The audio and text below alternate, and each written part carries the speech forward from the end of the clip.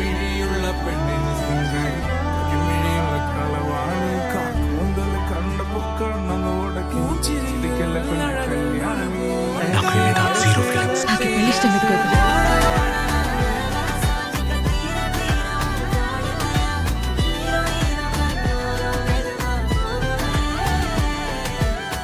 ఇక మనం లైఫ్ లో ఒకటిగా ఉండలేమనేది డిసైడ్ అయిపోయింది.